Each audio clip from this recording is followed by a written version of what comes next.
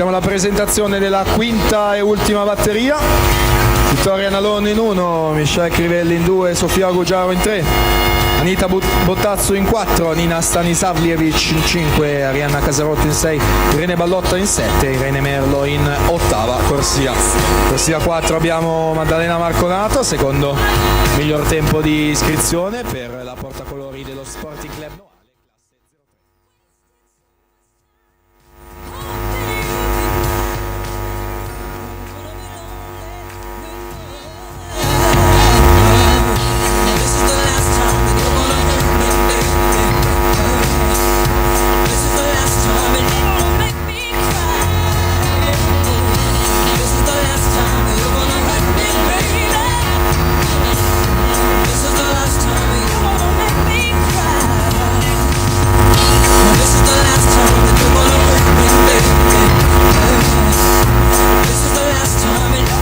Andrea Elena Lioni in corsia 5, Maria Tessari in corsia 3, entrambe atlete al primo anno in categoria ragazze, classe 04, Eva Speranza invece classe 03 in 7ª corsia, 1:22:63 per la Marconato, Speranza 1:23:48, Tessari 1:23:77, Lion 1:24:12.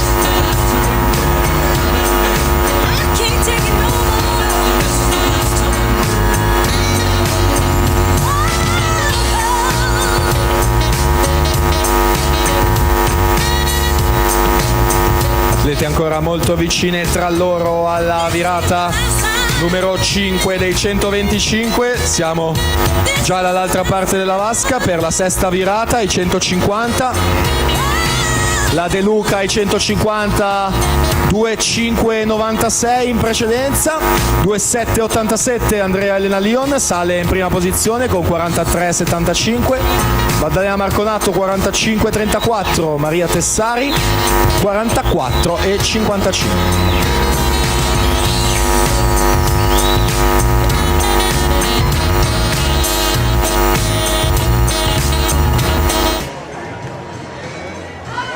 Invariato l'ordine anche all'ultima virata, Lion Marconato Tessari nell'ordine, si lotta per l'ingresso in finale perché sono solo 8 i posti disponibili, c'è ancora una batteria che dovrà scendere in vasca. Intanto Andrea Elena Lion, la vittoria di questa prova in 2:51:77 alla terza posizione provvisoria, Marconato 2:52:47 al momento è quarta e la Tessari 2:52:78 al momento in quinta posizione e dunque ultima batteria.